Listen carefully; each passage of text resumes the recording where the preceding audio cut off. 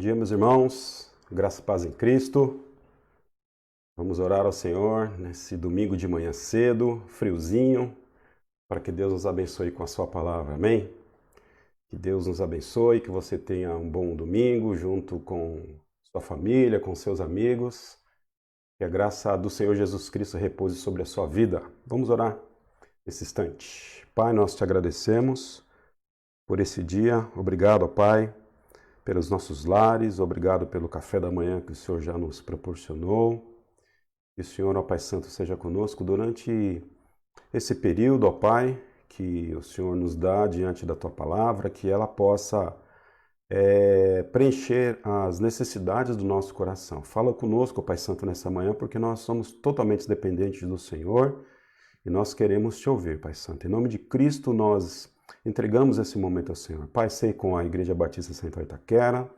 Pai Santo, seja também com todas as outras igrejas que hoje, ó Pai, elas dedicam esse tempo para poder, ó Pai Santo, cultuar ao Senhor, ensinar a Tua palavra, que Teu Evangelho, ó Pai Santo, possa ser anunciado a todos os corações. Em nome de Cristo nós oramos, Pai. Se conosco, tenha misericórdia da nossa vida. Amém, Jesus. É em nome dele que nós oramos, em nome de Cristo. Amém, Pai Santo. Mais uma vez estamos aqui na nossa EBD, no nosso estudo bíblico, e hoje nós vamos começar os nossos estudos sobre o livro de Jó. Eu acredito que, mesmo que você não tenha lido o livro de Jó, você, em algum momento, já ouviu aquela expressão, né? Tem que ter paciência de Jó. O livro de Jó, a história de Jó, é uma história muito conhecida, mesmo até daquelas pessoas que não necessariamente são cristãs, pessoas que são crentes, salvas em Cristo, mas a história de Jó é uma história emblemática e que tem muito a falar aos nossos corações. Uma história muito conhecida, como eu já disse. Nós precisamos entender, estou aqui já dando uma introduçãozinha daquilo que nós vamos ver daqui para frente.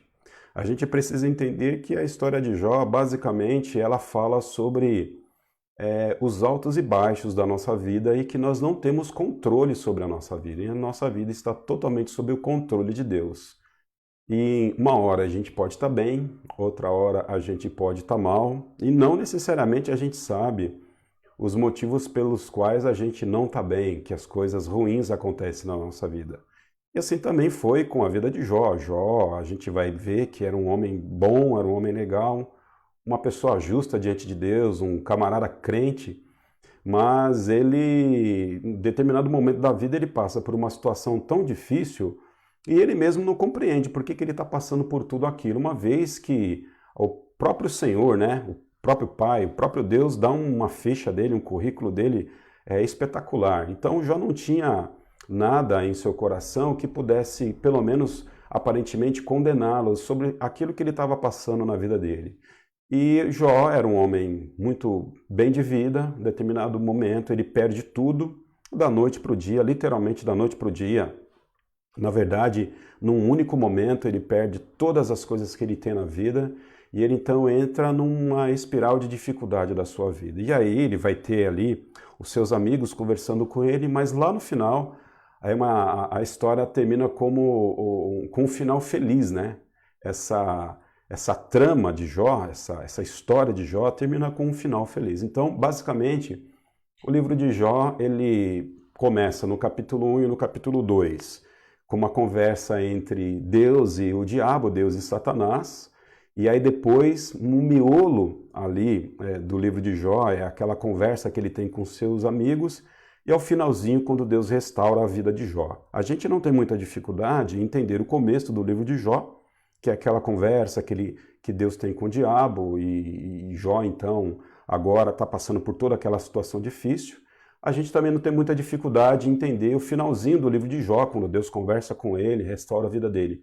Mas eu acredito que a maior dificuldade que a gente pode encontrar no livro de Jó é aquela conversa dos 3 amigos com Jó, porque a gente não sabe para onde que a coisa está caminhando, exatamente qual é o caráter da conversa, o que significa toda aquela sabedoria, o que significa toda aquela conversa que os 3 amigos de Jó têm com ele. E ali a gente se embaralha um pouquinho. Mas eu acredito que, com um pouco de perseverança e a ajuda do Espírito Santo de Deus, a gente vai entender aí esse miolinho do Jó, que que é o carocinho da azeitona, que a gente vai precisar aí degustar para entender necessariamente o que está acontecendo ali naquela conversa entre os três e entre Jó, ok? Quando que foi escrito o livro de Jó? Estou aqui dando umas informações iniciais. Olha, não há consenso de quando o livro de Jó foi escrito, necessariamente. Há muitos indícios que o livro de Jó foi escrito durante a era dos patriarcas, né? Durante a era de Abraão, a era de Jacó, enfim, a era antes da lei, antes de Moisés estabelecer a lei ali no deserto, antes de Moisés tirar o povo do Egito. A gente não tem muitos dados históricos que a gente consiga precisar a data em que o livro de Jó foi escrito. Mas isso também não é muito importante, porque isso não tira o mérito da autenticidade do livro de Jó. A gente precisa entender o seguinte, que o livro de Jó, de fato, é um livro de uma pessoa, da história de uma pessoa que passou por uma dificuldade muito grande. Algumas pessoas acreditam que o livro de Jó é uma mera parábola, é um ensinamento de sabedoria hebraica, enfim, que na verdade não existiu nenhum Jó, na verdade alguém criou essa história para poder trazer algum aprendizado de valor para os nossos dias, mas na verdade nós não precisamos entender que o livro de Jó é um livro fictício. Na verdade, o livro de Jó é um livro literal. Jó de fato era uma pessoa e a gente tem evidências dentro do texto para dizer que de fato aquela história aconteceu e é uma história real. Não tem nada que desabone, não tem nada que a gente possa entender no livro de Jó que tire o mérito de que, de fato, Jó foi uma pessoa que existiu e que toda aquela história em volta dele, de fato, aconteceu. Então, a gente está partindo da ideia, do princípio bíblico, né, e hermenêutico, a gente estuda para que a gente possa ter certeza do que a gente está falando. Então, a gente tem que começar bem aqui a história de Jó, sabendo que era um livro que relatou a história de uma pessoa verdadeira. Então, um livro de Jó não é uma parábola, não é uma ficção, não é uma retórica de sabedoria. O livro de Jó é um livro que falou do sofrimento e da vida de uma pessoa real, de um homem piedoso a Deus, ok? Então, a gente falou um pouquinho aí do tempo, a gente falou um pouquinho sobre a autenticidade do livro de Jó, e agora então a gente vai partir para explicar como é que nós vamos trabalhar com o livro de Jó. Nós estamos tratando aqui, aos domingos de manhã, em média, nossos estudos aqui é de 1 hora, a gente começa às 9 da manhã, no domingo e termina às 10, ok? Todos esses vídeos eles vão ficar gravados aí na plataforma do Facebook da IBCI. Depois também eu vou subir os vídeos para o YouTube, de forma que você também, acessando lá a plataforma do YouTube da IBCI, você também vai ter acesso aos conteúdos. Caso você não, por algum motivo, você não consiga assistir as EBDs no período da manhã, você também vai ter a facilidade depois de ir lá no YouTube e acessar, porque vai estar gravado lá, ok? São 42 capítulos do livro de Jó. A gente não vai fazer aqui um estudo versículo por versículo. A gente não vai fazer aqui uma exposição bíblica, né? Necessariamente uma exposição como a gente conhece, abrir a Bíblia e falar de todas as partes e todas as porções. Por ser um livro muito extenso, se a gente fizesse isso, certamente a gente ia levar um período muito grande, certamente esse semestre a gente não terminaria. Então, como é que nós vamos fazer? Nós não vamos perder nenhum conteúdo bíblico importante do livro de Jó, muito pelo contrário, a gente vai preservar aqui a importância da gente estudar o livro inteiro e pegar aquelas porções que são principais para que a gente entenda todo o livro de uma forma geral, ok? Então, sigamos aí, vamos parar de enrolação e vamos começar logo com o estudo, que é o que mais interessa para a gente.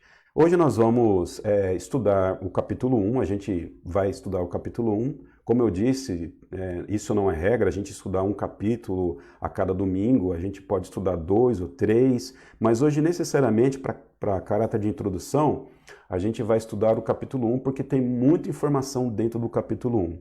E eu trouxe aqui para vocês um resuminho ou pelo menos um conteúdo sintético do capítulo 1 do Jó. Deixa eu ver aqui se eu acho aqui os meus slides. Achei aqui. Então, hoje nós vamos falar basicamente de 3 pontos. E esses 3 pontos são aquilo que eu acredito que é o conteúdo sintético do primeiro capítulo. Então, nós temos aí o primeiro tema, que vai Jó, capítulo 1, verso de 1 a 5. A gente vai ver um pouquinho ali do caráter de Jó, né? Seu caráter. A gente vai perceber que Jó era um cara crente, um camarada sangue bom, era gente fina, era uma pessoa que não tinha nada que pudesse manchar o seu caráter. E quem vai falar isso é o próprio Deus, né? Jó era um camarada íntegro, reto. A gente vai ver um pouquinho de como Jó era próspero, né? Com a sua família. Além de ele ter um caráter próspero, ele também tinha uma família muito próspera. Ele possuía uma família com muitos filhos. Também Jó, ele era um camarada que tinha bastante bens materiais. Jó era uma pessoa rica, a gente vai ver isso lá, verso 1, ou melhor, capítulo 1, verso 3. Ele tinha terras, tinha animais, tinha servos. Essas informações caracterizam que Jó, de fato, era uma pessoa rica para sua época. E Jó tinha amigos, né? A gente precisa entender que apesar de seus amigos em um determinado momento começam a pisar na bola com Jó, começam a tentar acusar ele dos seus pecados ou dos seus possíveis pecados, a gente precisa entender que de fato eles eram amigos de Jó. E amigos são assim, às vezes eles acertam com a gente e às vezes eles erram. O segundo ponto do capítulo 1, a gente vai ver um pouquinho do problema que Jó passa, né? Da adversidade que recai sobre ele, do mal que recai sobre ele. Então, a gente vai ver aí do verso 6 a verso 19, que Deus é soberano sobre todas as coisas, ele dá a vida, ele tira a vida, ele dá a prosperidade, ele tira a prosperidade. Isso tudo está na mão de Deus, não está na mão do homem, né? A gente vai ver que Satanás, de alguma forma, teve acesso ao trono de Deus, né? Ou pelo menos Satanás conversou com Deus. A gente não sabe necessariamente como é que isso aconteceu, mas está registrado lá no verso 6 a verso 19. E ao contrário de Satanás, Deus não encontrou culpa nenhuma em Jó. Então a gente precisa entender que a gente começa a estudar o livro de Jó, que o próprio Senhor, o próprio Deus, ele atesta um currículo muito bom de Jó. Então a biografia de Jó, segundo a perspectiva de Deus, era muito boa. Satanás é que tenta manchar. Satanás é que vai tentar dizer lá para Deus o seguinte: olha, Jó tem um currículo muito legal, mas você também dá tudo para ele. Então, a gente vai ver um pouquinho da adversidade, um pouquinho do problema que Jó passou. E para finalizar, deixa eu ver aqui, achei. Para finalizar o capítulo 1, verso 20 e 22, a gente vai perceber como é que Jó vai reagir, qual é a reação de Jó diante daquela dificuldade que ele passa. E ele vai falar algumas coisas interessantes, né? Em primeiro lugar, Jó, ele olha para o passado e ele disse: olha, nu saí do ventre da minha mãe. Ele começa a entender, depois de tudo que ele passou, que ele chega ao mundo sem nada, ele chega ao mundo nu. E tudo aquilo que ele tem foi construído durante a vida dele com a graça do Senhor. E ele olha para o passado e depois Jó olha para o futuro, né? E nu eu vou voltar para lá.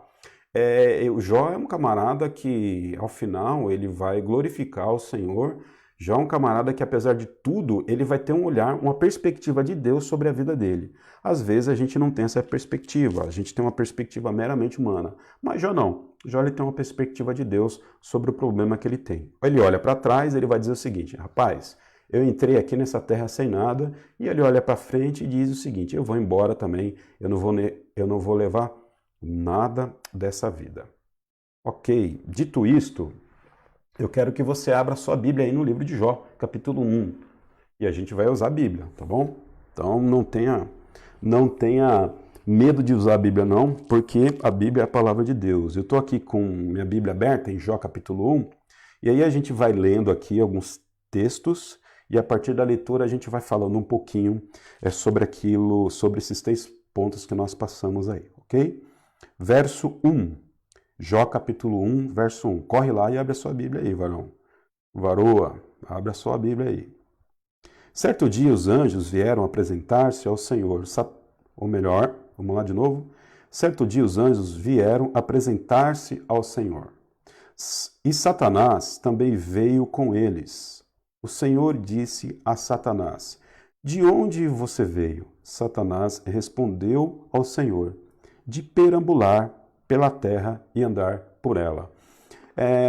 Quando a gente começa a leitura, a gente vai perceber que o autor, a gente também não sabe necessariamente quem escreveu o livro de Jó, existem aí algumas teorias, enfim, mas a gente não vai se apegar muito a elas, e a gente acredita que de fato o livro de Jó, como a gente disse, é um livro literal, um livro inspirado por Deus, mas a gente não tem necessariamente os dados para asseverar quem escreveu o livro de Jó. E o autor, ele não tem a preocupação de explicar para nós, para mim, para você, como é que deu essa conversa de Deus com o diabo. Como que Satanás tem acesso a Deus e eles conversam, né?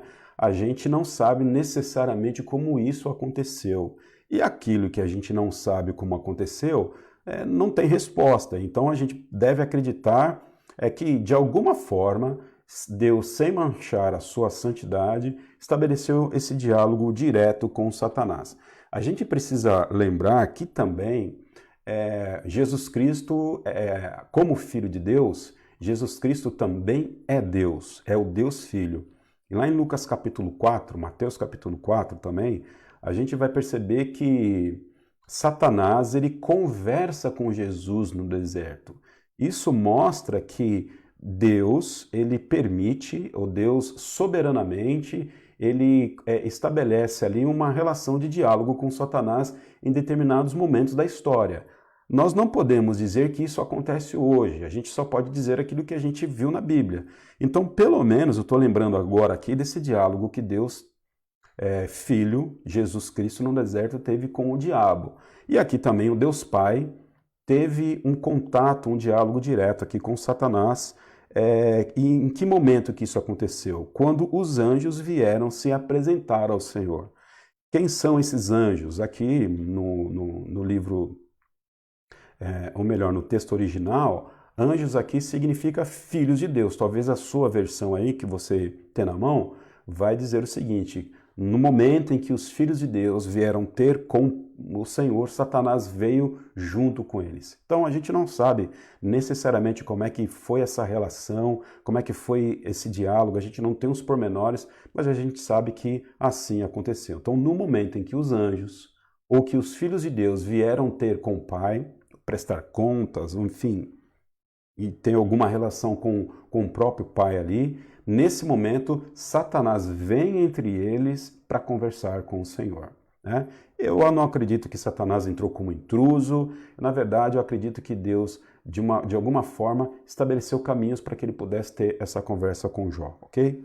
Então a gente não vai aqui se ater muito a essa especulação, que não podemos ir avante daquilo que a gente sabe e principalmente daquilo que o texto diz. Mas o fato é a gente entender qual foi o diálogo que Deus teve com Satanás. Perceba, Deus faz uma pergunta para o diabo. Onde é que você estava? De onde você vem? Perceba o seguinte, você acreditaria mesmo que Deus não sabia de onde que o diabo estava vindo e o que ele estava fazendo? Deus, ele é onisciente, Deus sabe todas as coisas. Certamente Deus sabia que Jó estava ali batendo os seus cascos lá na terra, né? Certamente Deus sabia o que o diabo estava fazendo. Porém, Deus, ele faz essa pergunta ao diabo e a gente vai encontrar uma resposta daqui a pouco. Por que nós acreditamos que Deus fez essa pergunta? O que está atrás dessa pergunta de Deus, né? Porque Deus necessariamente ele sabia de onde que o diabo estava vindo e qual era o papel dele na terra e o que ele estava fazendo. Mas o fato é que Deus vai lá e dá uma cutucada no diabo. Ele pergunta para Satanás: de onde que você veio? E Satanás respondeu ao Senhor. E perceba a petulância aqui do topetudo. Perceba aqui a petulância aqui do cascudo. Ele diz o seguinte: eu venho de perambular a terra e andar por ela. O que o diabo está dizendo aqui para Deus? Olha, você quer saber de onde vim? De onde eu vim? Vou te avisar, eu estava dando um rolezinho lá no meu quintal. sabe lá a terra onde eu mando, onde eu faço as coisas acontecerem, no meu quintal, no meu terreno, eu estava lá dando um rolê, eu estava dando uma voltinha. Eu penso que o diabo está dizendo aqui para o Senhor o seguinte: olha, eu venho lá da terra. É óbvio, né? Foi para lá que é lá que eu domino, né? Você mesmo sabe que o pecado impera e eu sou o grande gestor, eu sou aquela pessoa que faço a manutenção do pecado no mundo, então eu só poderia estar ocupado com as minhas coisas no meu terreno, no meu reino e no meu território. Eu penso que o diabo está dizendo aqui para Deus o seguinte: olha, lá na terra eu estava dando um rolezinho, estava dando uma volta porque eu mando lá. Lá é o meu quintal, lá é a minha cozinha. Aqui no céu, quem manda é você, mas lá na terra quem manda sou eu. Penso eu que a melhor interpretação que o texto pode dar para nós, o melhor ensinamento que Deus, o melhor ensinamento que o texto pode dar para a gente é que o diabo tentou ali afrontar a soberania de Deus, dizendo o seguinte: aqui quem manda é você, mas lá quem manda sou eu. E aí, perceba o seguinte, olha o verso 8. Disse então o Senhor a Satanás: reparou o meu servo Jó? A gente pode, num primeiro momento, perceber que a gente pode ter uma impressão, de uma leitura primeira e superficial, que Deus estava lá no canto dele, sem saber o que estava acontecendo, e de repente o diabo entrou lá infiltrado como um agente secreto do mal lá no céu, e sem Deus perceber, e enfim, quando de repente ele se topa de frente com o diabo, e agora o diabo vai então fazer o quê? O diabo vai provocar o Senhor, o diabo vai provocar a Deus, né? Para tirar Deus do seu temperamento, para tirar Deus do seu equilíbrio emocional, provocando o Senhor para que ele reaja, para que ele se ire, enfim. E aí a gente não pode acreditar nisso porque Deus não é pego de surpresa. E Deus também não é um pai que ele tem o seu humor volátil como o meu e como o seu. Uma hora tá bom, outra hora não tá bom, outra hora tá bem-humorado, outra hora tá mal-humorado. Então a gente pode perceber que, sim, de fato, o diabo tentou provocar a Jó. Mas, ou melhor, o diabo tentou provocar a Satanás. Vamos lá, vamos repetir aqui. A gente pode entender que, de fato, Satanás tentou provocar o Senhor. Mas quando a gente olha para o verso 8, a gente vai perceber que é Deus que cutuca o diabo. É Deus que, na verdade, provoca Satanás. Então, a gente pode perceber que Satanás aqui, ele está tomando do próprio veneno que ele tentou dar para Deus. Verso 8. Disse então o Senhor a Satanás: reparou em meu servo Jó? Não há ninguém na terra como ele, irrepreensível, íntegro, homem que teme a Deus e evita o mal. Então, na verdade, agora é Deus provocando o diabo. O diabo tentou provocar Deus, Deus não recebeu a provocação e Deus agora é quem provoca o diabo porque ele assim pode fazer. E ele, como é que ele provoca o diabo? Você está dizendo que você manda na terra, que você dá o seu rolezinho lá a hora que você quiser, que você é o Senhor dos homens. Eu quero te dizer o seguinte: você deu uma olhadinha lá no meu servo Jó? Você percebeu como ele é um camarada crente, um camarada íntegro, um camarada que não há nada contra ele, nada que possa afetar a ele, é uma pessoa obediente, ele é uma pessoa que oferece seus sacrifícios a mim. Olha, gente, eu fico imaginando aqui se Deus desse um currículo desse, nosso, para o diabo, né? Já reparou lá no Haroldo? Reparou lá na Maria? Reparou lá na Líria? Reparou lá na Magali? Reparou lá na Gabi, reparou lá na Niceia, reparou lá nos irmãos da Igreja Batista Central Itaquera. Você reparou como essas pessoas são crentes, são pessoas íntegras, né? São pessoas que de fato me amam. Imagina se a gente pudesse ter esse currículo que Jó tinha. E esse currículo não foi dado por homens, esse currículo foi dado por Deus. Então a gente precisa acreditar que Jó é um camarada bom, um camarada justo. Era um camarada que agradava o coração do Senhor. E Jó alegrava o coração de Deus. Então, não tinha nada de ruim. Olha, perceba o seguinte: não tinha nada de ruim na vida de Jó que pudesse fazer que aquilo que ele iria passar fosse resultado de um pecado que ele tivesse cometido. Então a gente já começa a ter indicações de muita coisa daquilo que já passou, ele questiona sobre por que ele está passando sobre aquela circunstância de vida, mas a gente já vai ter uma indicação que Deus está dizendo o seguinte: Jó é um cara joia, Jó é um camarada reto diante de mim. Então tudo aquilo que acontece na vida de Jó não necessariamente é resultado de um pecado que ele havia cometido, né? Então a gente já pode aqui tirar algumas lições. Às vezes a gente passa coisas na vida, às vezes a gente passa por provações, por tribulação, e a gente fica perguntando: onde é que eu errei? O que eu fiz de errado, né? Alguns falam: não é possível, eu fiz alguma coisa de errado para poder estar passando por isso na minha vida. E não necessariamente. Às vezes as dificuldades que a gente passa na vida não necessariamente são resultados do nosso pecado. Muito pelo contrário, a gente vai ver que muitas coisas que a gente passa na vida, elas são resultados diretamente da nossa integridade. Como Jó é um camarada íntegro, Deus deu para ele aquilo que ele podia suportar, né? E tinha um motivo para isso, tinha um propósito para o sofrimento de Jó. A gente não vai estabelecer necessariamente hoje aí os marcos do propósito da vida de Jó, mas a gente sabe que tinha um propósito na vida de Jó para que ele pudesse passar por toda aquela situação. Mas o fato é que Deus dá um bom currículo para ele. E o verso 9, olha só o que o diabo vai falar para Deus. Será que Jó não tem razões para temer a Deus? E respondeu Satanás. Verso 10, acaso não puseste uma cerca em volta dele, da família dele e tudo o que ele possui? Tu mesmo tens abençoado tudo o que ele faz, de modo que os seus rebanhos estão espalhados por toda a terra.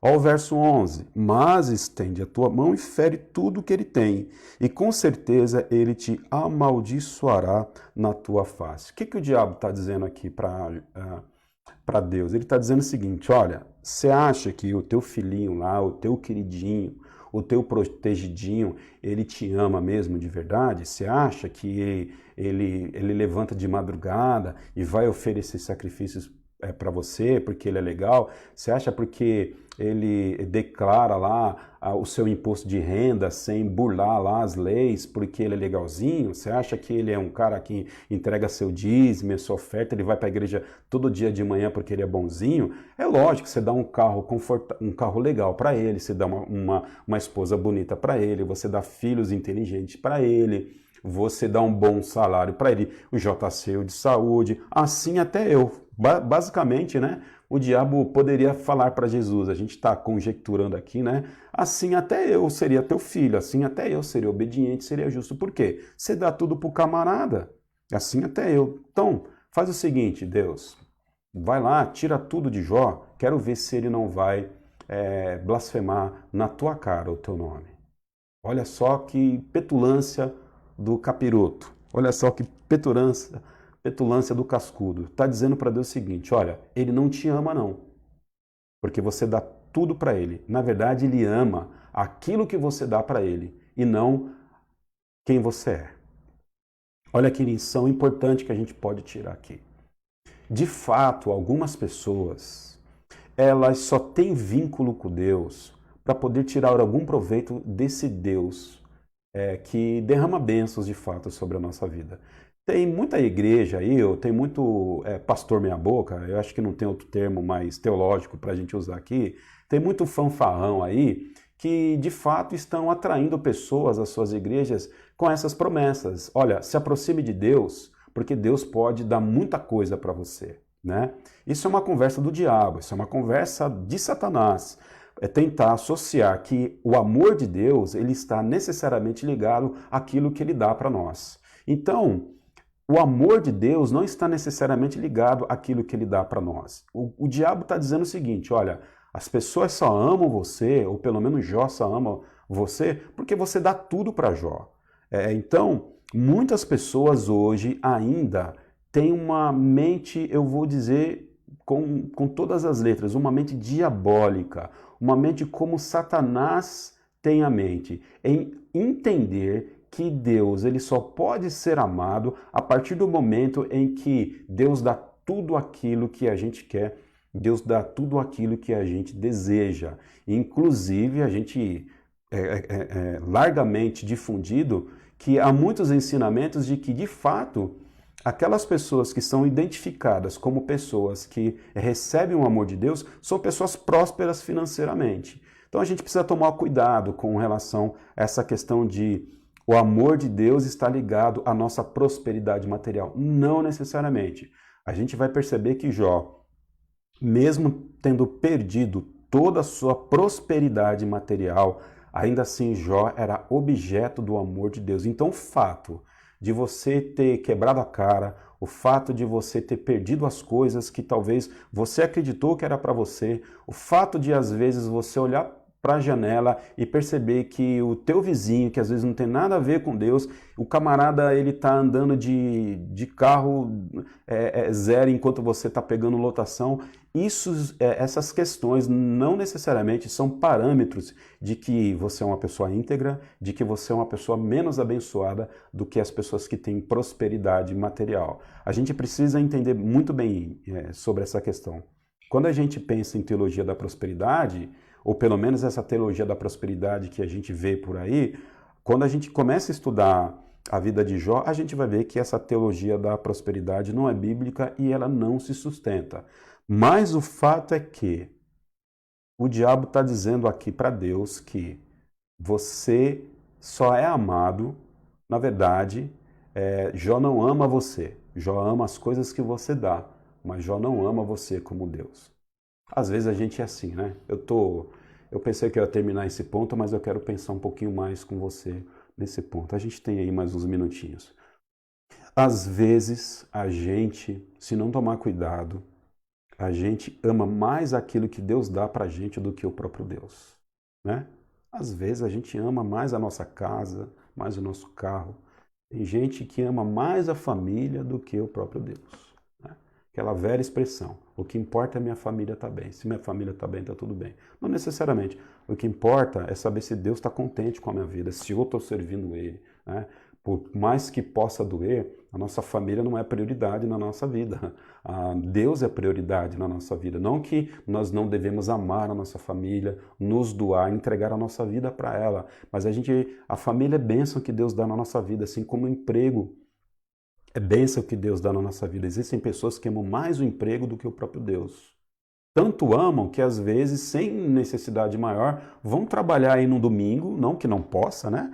Até pode, mas às vezes sem maior necessidade, trocam o domingo por trabalho em vez de adorar ao Senhor. E às vezes até o próprio descanso, né? Trocam o dia de domingo por um descanso que poderia descansar um outro dia em detrimento ao Senhor. Então a gente precisa tomar cuidado, nós precisamos amar a Deus por aquilo que Ele é e não por aquilo que Ele dá para a gente. O verdadeiro adorador, ele adora o Senhor por aquilo que o Senhor é e não por aquilo que Ele nos dá. E o diabo conhece o nosso coração. O diabo, ou melhor, não que ele entre lá no nosso coração e na nossa mente, mas o diabo conhece a nossa natureza caída, a nossa natureza pecaminosa. E ele sabe que a gente adora dinheiro, que a gente adora coisas boas, que a gente adora facilidade de vida. Então, às vezes, o diabo ele pode até usar isso para prender o seu coração, para que você não volte o seu olhar a Deus. A gente precisa tomar cuidado com aquilo que a gente tem, para a gente não colocar as coisas que a gente tem no lugar de Deus. E o diabo chega agora, então, para Deus e diz o seguinte: então vai lá, tira tudo do seu queridinho, né? Do seu preferido. Acho que o diabo certamente ficou com um ciúminho aqui de Deus, né? Porque Deus gostava de Jó e não gostava dele. E aí o diabo chega e fala assim: tá bom, o diabo fez biquinho, né? Tá bom, então vai lá, toca a mão no seu queridinho para ver o que ele vai fazer com você. E eu penso que o diabo ficou bravo aqui nessa hora. Pense num homem brabo. O diabo aqui estava com seu coração cheio de ira, porque o diabo não gosta dos homens, o diabo não gosta dos filhos de Deus. Olha o verso 12. Então, o Senhor disse a Satanás: Pois bem, tá joia, já que a conversa é por aí, pois bem, tudo que ele possui estende a sua mão, as suas mãos, apenas não toque nele. Então saiu Satanás da presença do Senhor e foi fazer aquilo que Deus tinha o quê? Mandado o diabo fazer. Deus é quem mandou o diabo ir lá trazer aquela aflição na vida de Jó. O diabo não foi lá porque viu uma brechinha na vida de Jó e o diabo tomou conta da vida dele. Não, querido. Olha que texto rico. Foi Deus é quem mandou o diabo lá para poder trazer aflição na vida de Jó e provação na vida de Jó. Deus, ele é soberano. Quando Deus manda, já ouviu essa expressão? Quando Deus manda, até o diabo obedece. Está aqui na Bíblia. Deus mandou e o diabo foi lá fazer o quê? Obedecer aquilo que Deus tinha falado. E olha que interessante. Deus disse para ele o seguinte: você vai lá, você faz o que você quiser, né? Você pode sambar lá, tripudiar na vida de Jó, mas você não vai tirar a vida dele, só não toque nele. O que significa? Que Deus estabeleceu limites claros para que o diabo pudesse operar na vida de Jó. Sabe de uma coisa?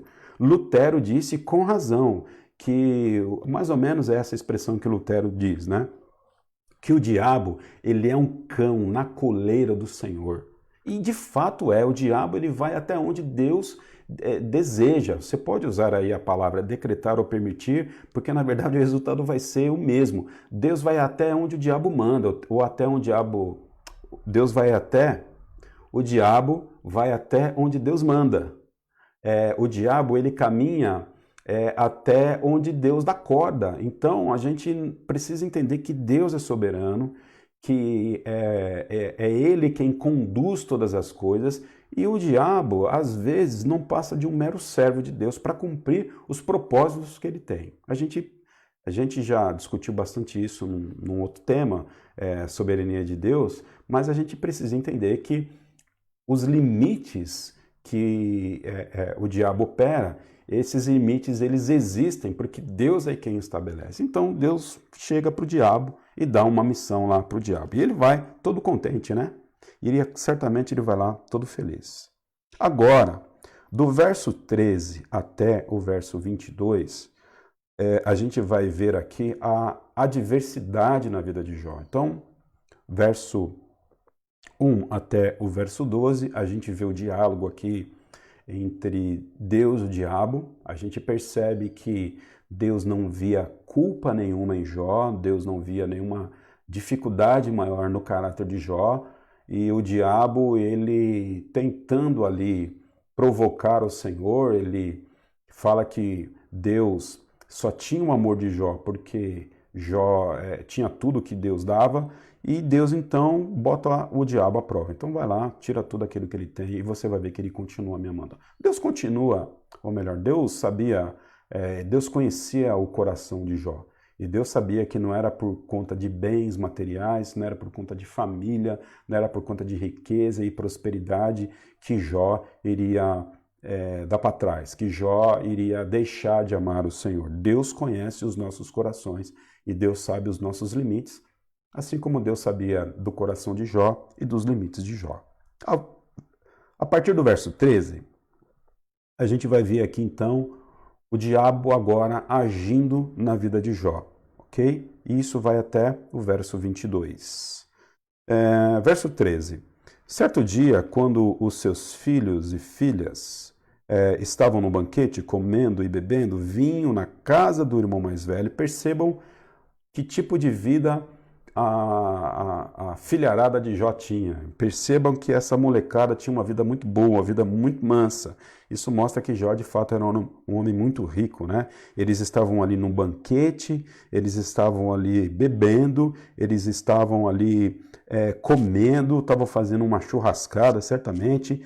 tinha muita carne boa lá, picanha, enfim, tinha a melhor carne da época. E aí um mensageiro veio dizer a Jó: os bois estavam arando e os jumentos estavam pastando por perto, quando os sabeus os atacaram e os levaram embora. Mataram à espada os empregados e eu fui o único que escapou para lhe contar. Se a gente seguir a leitura do texto, a gente vai perceber que o texto ele vai falar 3 vezes. E enquanto ele falava, veio um outro mensageiro e deu outra má notícia. Gente, a gente vai perceber que vem um primeiro mensageiro falar com Jó e trazer uma notícia ruim para Jó. Olha, os sabeus, eles entraram num pasto lá, Jó, e mataram lá, levaram o seu rebanho embora, levaram lá os seus bois embora, levaram os seus jumentos embora e mataram os seus empregados. Isso na cabeça de Jó já era um problema grande, né? E Jó, ele era um patriarca, o que significa que Jó era uma pessoa muito respeitada na época. Jó era uma pessoa que certamente os seus vizinhos procuravam ele para poder ter conselhos.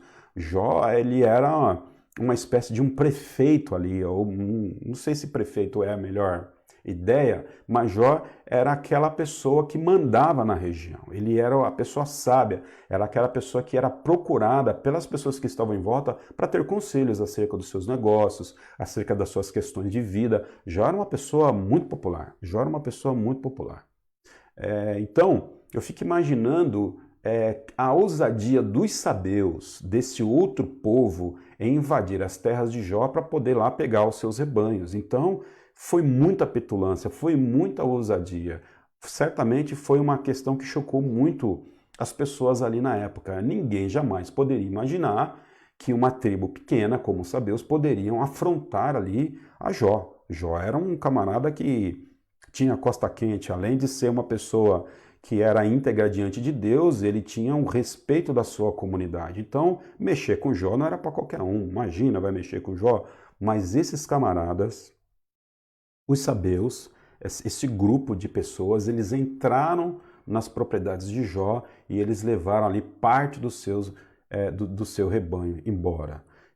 Então, a gente vai perceber depois que enquanto esse mensageiro falava, um segundo mensageiro chega e diz o seguinte: Jó, deixa eu contar uma coisa para você, rapaz. Então, Jó nem tinha respirado da primeira pancada e ele já leva outra pancada, já leva outra rasteira, né? Já deixa eu falar uma coisa para você: caiu fogo do céu, foi uma saraivada e matou lá as suas ovelhas no pasto, e eu vou falar uma coisa para você, e muitos dos seus empregados também morreram, o negócio tá feio lá. Então, assim, num outro canto ali da propriedade de Jó, aconteceu mais um problema, enquanto Jó estava tentando ali se recompor, respirar um pouco dessa má notícia, veio o outro e disse o seguinte: olha, os caldeus, né, os babilônicos, né, os futuros babilônicos, os caldeus entraram nas suas propriedades, né? E mataram lá, levaram lá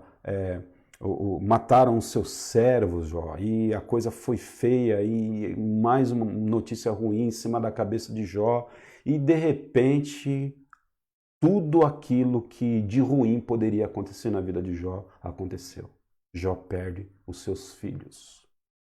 Então aquilo que ele tinha de mais precioso, quando vem um vendaval, derruba a casa que os seus filhos estavam reunidos num outro banquete, né? Seus filhos estavam reunidos e ali então os seus filhos morrem. Então Jó perde seus bens materiais, Jó perde a sua riqueza e agora Jó perde os seus filhos. Eu não imagino o que seria de mim se isso acontecesse comigo. Eu não consigo imaginar a dor de Jó. Eu não consigo imaginar o que poderia passar na minha cabeça naquele momento.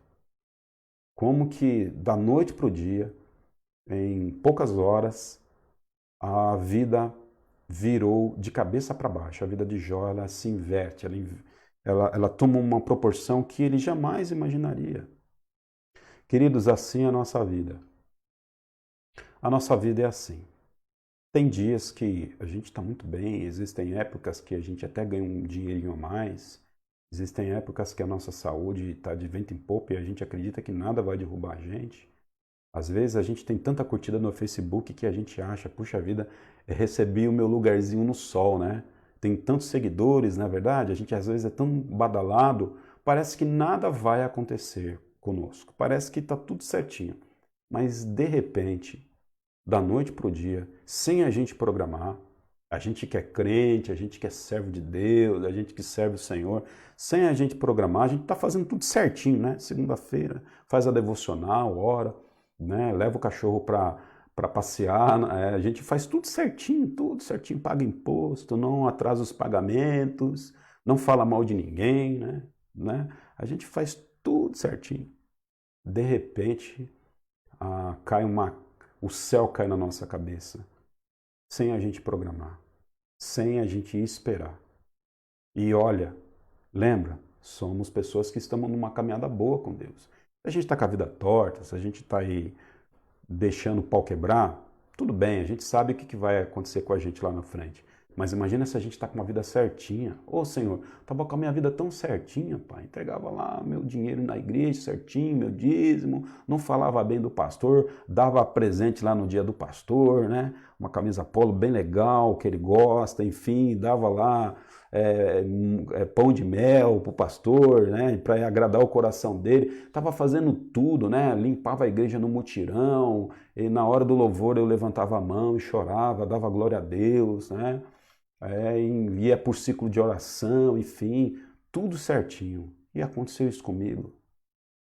Nem tudo aquilo que acontece sobre a nossa vida necessariamente depende da nossa fidelidade ao Senhor. Eu digo o seguinte, nem todas as coisas ruins vou falar ao contrário, né? Nem todas as coisas ruins que acontecem sobre nós necessariamente estão ligadas à nossa falta de fidelidade ao Senhor. Assim aconteceu com a vida de Jó. Eu não sei da sua vida, mas a minha, em algumas vezes eu tive bons momentos na vida, tive péssimos momentos na vida, já chorei muito, teve momentos na minha vida que eu já chorei muito, teve momentos na minha vida que eu já questionei muitas coisas acerca do Senhor. E por quê? Porque a gente está tentando fazer tudo certo e parece que quanto mais a gente faz as coisas, mais pancada da vida a gente leva. Eu imagino que a gente vai perceber que a reação de Jó não foi essa, né? Mas certamente é uma reação natural nossa, né? A gente está fazendo tudo certinho, de repente a gente apanha e a gente fica perguntando, por que comigo? Por que eu? Por que eu? Porque a gente acredita que o mundo gira em torno da gente. Porque a gente acredita que nós podemos fazer alguma coisa para convencer o coração de Deus para que Ele nos abençoe. Porque a gente acredita que no mundo a gente não teria aflições. E Jesus falou que no mundo nós teríamos aflições. Então, nossa vida é assim. Uma hora a gente está bem, outra hora a gente está mal. E não necessariamente a gente sabe os motivos pelos quais as coisas ruins acontecem na nossa vida. Assim foi com a vida de Jó, assim é com a sua vida, assim também é com a minha vida. Mas o que importa é a gente permanecer justo, íntegro e reto diante de Deus. E saber que o diabo, ele até pode trabalhar na nossa vida, mas ele trabalha até o limite que Deus quiser. Isso, de alguma forma, deve trazer segurança ao nosso coração. Por quê? Porque a gente sabe que Deus controla todas as coisas na nossa vida. Inclusive, Deus está controlando o caos, Ele está controlando a nossa vida mesmo na adversidade. Ok? Vamos seguir mais um pouquinho para frente? Temos mais algum tempinho aí e a gente precisa terminar esse capítulo com uma expressão de Jó que perturba o nosso coração. Verso 20, vamos lá para o verso 20? Jó 1, 20. Ao ouvir isso, Jó levantou-se, rasgou o manto e rapou a cabeça. Então prostrou-se, rosto em terra, em adoração e disse: Saí nu do ventre da minha mãe, e não partirei. O Senhor deu, o Senhor levou. Louvado seja o nome do Senhor. Jó era doido, né? Maluco. Só um camarada doido e maluco, aos olhos do mundo, poderia falar o que Jó falou e fazer o que Jó fez. E a gente sabe que a palavra de Deus, ela é loucura para os que perecem, mas para nós, o evangelho de Deus, ele é o poder de Deus sobre a nossa vida. Quando eu estou dizendo que Jó é louco, aos olhos do mundo, aos olhos humanos, quem que vai perder a família, quem que vai perder tudo e vai fazer o seguinte, olha o que está escrito aqui no verso 20, Jó vai adorar o Senhor. Então vamos lá, vamos fazer aqui um exercício mental aqui, tá? Digamos que, é lógico que não vai acontecer na sua vida. Pastor não pode rogar praga porque não é bíblico, né? Só o pastor místico que roga praga. Então, pastor não vai rogar praga aqui, a gente só está fazendo um exercício. Imagina o seguinte, né? Que você hoje perdesse todos os seus bens materiais. Você perdesse sua casa, sua saúde, seus filhos. Imaginou? Imaginou isso? Hoje é domingo. Aí eu te convido, vamos para a igreja hoje, 18 horas, para adorar o Senhor, e você fala, claro que eu vou. Eu agora vou lá na igreja, eu vou me prostrar diante do Senhor e eu vou adorar o Senhor, mesmo diante das coisas que aconteceram na minha vida. É só um desajuizado que poderia fazer isso. Jó fez isso, querido. Jó fez isso, amado. Jó, depois que ele perdeu tudo, ele dá um testemunho de vida que eu vou dizer uma coisa para você. Eu não daria esse testemunho de vida, pouco provável. Às vezes a gente vai lá na frente da igreja, e não está errado isso, dá um testemunho de vida. Qual é o testemunho de vida? Ó, eu queria agradecer aqui meu pai, queria agradecer aqui a minha mãe, queria agradecer aqui meus irmãos, né? Porque Deus resolveu um problema na minha vida, e esse problema estava há 20 anos aí na minha cacunda e Deus agora me deu tudo o que eu queria. Esse é o testemunho que a gente dá. Mas olha, e não está errado. É de Deus e a palavra de Deus pede para que a gente faça isso. Mas dá uma olhada no testemunho de Jó. Jó testemunha o Senhor dizendo o seguinte, nu saí do ventre da minha mãe e nu eu vou voltar para lá. O Senhor tirou tudo de mim. O Senhor tirou tudo de mim e mesmo assim eu continuo adorando e servindo ao Senhor. Isso é um testemunho que enche o nosso coração de alegria. E quando a palavra de Deus diz aqui, ao ouvir isso, Jó levantou-se, rasgou o manto e rapou a cabeça, essas ações que Jó fez, né? Dentre outras que existiam na cultura da época, isso mostrava um luto. Jó estava ali se identificando com os mortos. O que Jó estava dizendo é o seguinte, morri. E na minha morte, eu adoro o Senhor, na minha morte eu louvo ao Senhor. Jó deu esse testemunho de vida fantástico para nós, né? Verso 22. E em tudo isso Jó não pecou, e não culpou a Deus de coisa alguma. Então, Jó não pecou, é o que a Bíblia está dizendo. Depois de tudo aquilo que aconteceu, Jó não pecou. Deus não viu culpa ainda no coração de Jó. É um homem grande, né? Um homem realmente que tem muito a ensinar sobre a nossa vida. E às vezes a gente bate o dedinho na quina do armário, a gente xinga um monte de palavrão, né? A gente amaldiçoa todo mundo que está perto da gente. A gente acredita que Deus não ama mais a gente. E imagina se tudo isso que aconteceu na vida de Jó tivesse acontecido na nossa vida. Sabe, querido? Uma coisa é acontecer, eu vou usar aqui a palavra, apesar de ser forte, mas é a palavra, né? Uma coisa é acontecer desgraça na vida de quem já está jogado na sarjeta, né? A pessoa até está esperando mesmo que o mundo caia na cabeça dela. Outra coisa é a desgraça bater na porta de quem é próspero, de quem está bem com a vida. Não é verdade? Então não é fácil você estar bem, não é fácil você estar caminhando com o Senhor, não é fácil você estar com grandes perspectivas sobre a sua vida. Jó estava num momento da vida dele em que ele estava totalmente estabilizado, ele acreditava que ele seguiria a sua vida sem maiores dificuldades. Mas, em determinado momento, a vida de Jó era vira de cabeça para baixo. E nesse virar de cabeça para baixo, Jó, ele se permanece firme e se permanece fiel. Não é verdade? Firme e fiel. Tem muito crente mimadinho, né? Tem muito crente bebezinho. Tem muito crente que vive de leitinho, não pode comer alimento sólido. Quando dá um probleminha, a primeira coisa que ele faz é deixar de ir para a igreja. Ou deixar de servir ao Senhor, né?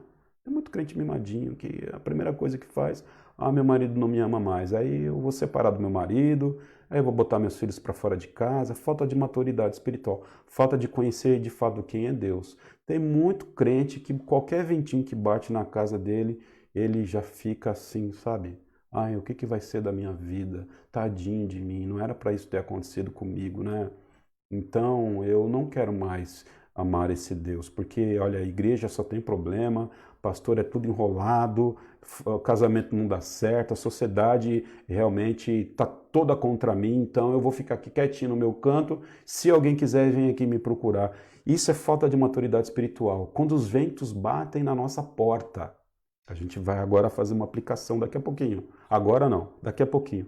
Quando os ventos batem na nossa porta, a gente precisa aprender com essa ventania, com essas tribulações. Deus quer ensinar muita coisa para a gente nos momentos de dificuldade. Então a gente não pode permitir, a gente tem que buscar força em Deus durante os momentos de tempestade na nossa vida. A gente não pode desistir. A gente não pode desistir, queridos.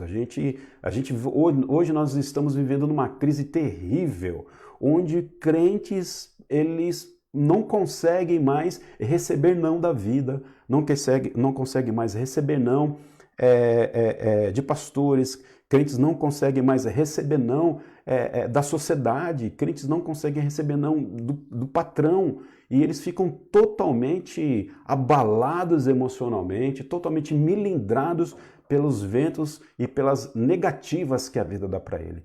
Jó, ele foi uma pessoa que respondeu muito bem diante das negativas que ele recebeu da vida. Jó foi uma pessoa que se manteve íntegra. Ele continuou ainda adorando ao seu Senhor. Ele ainda continuou testemunhando o seu Senhor.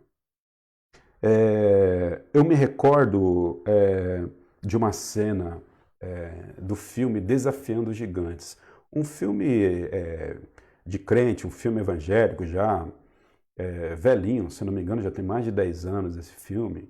Eu acho que está na Netflix. Se você tiver Netflix, dá uma passadinha lá. Se não assistiu, assista.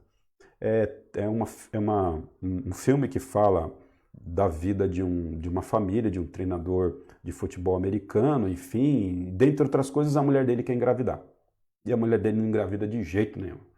Aí o hospital liga para a mulher dizendo que teve um resultado positivo acerca da sua gravidez. Era o sonho da mulher engravidar.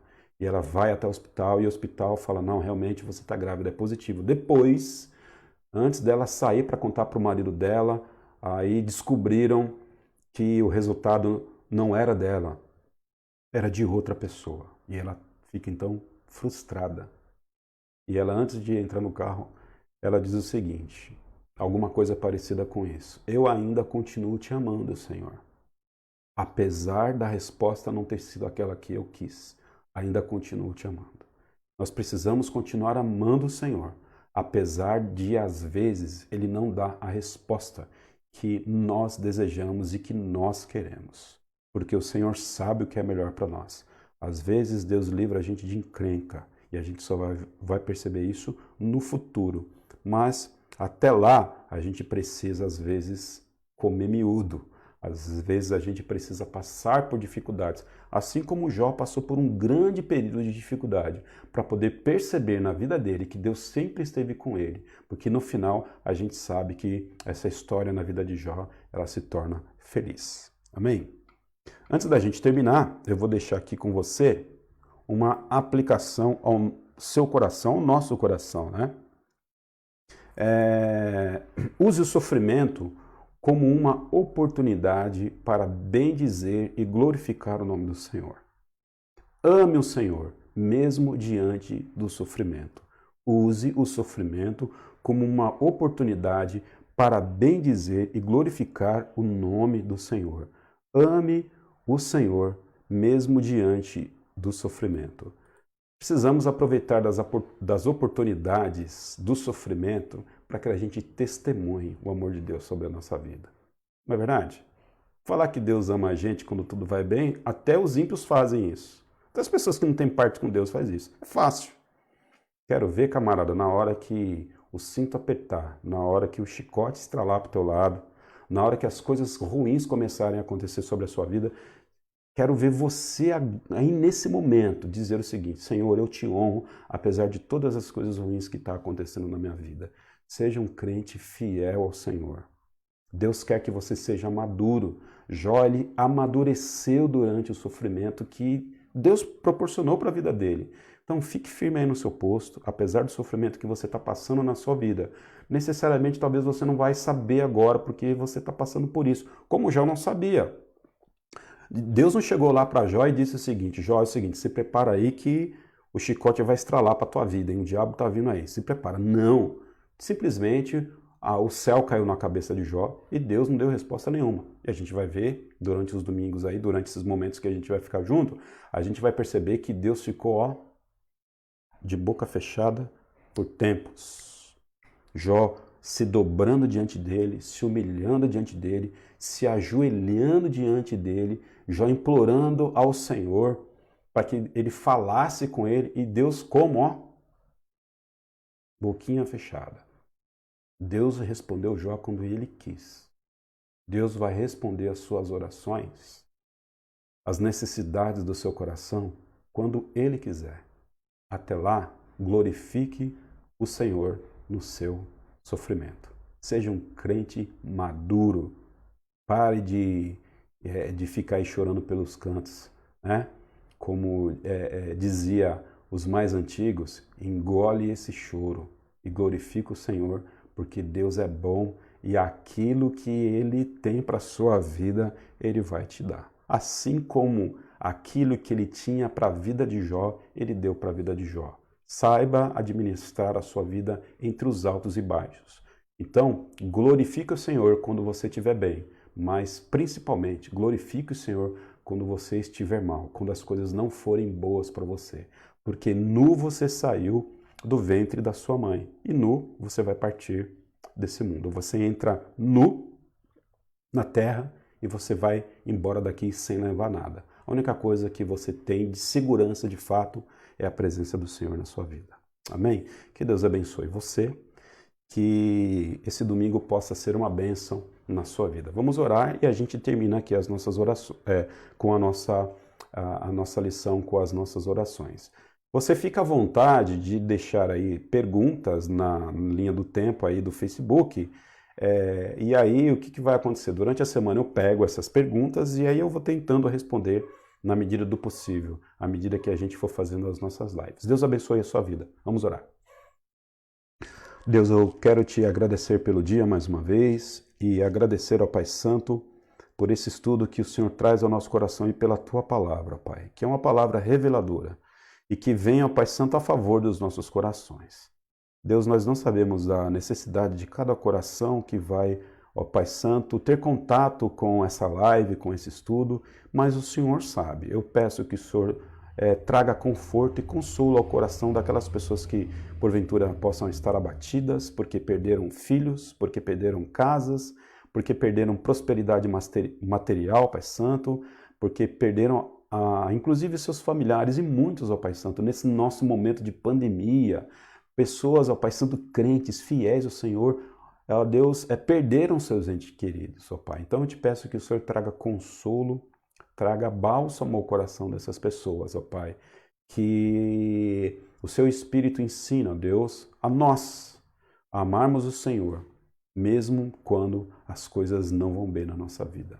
Despeça-nos em paz, dá ao Pai um bom domingo na Tua presença. Em nome de Cristo nós oramos. Amém. Beijo no coração.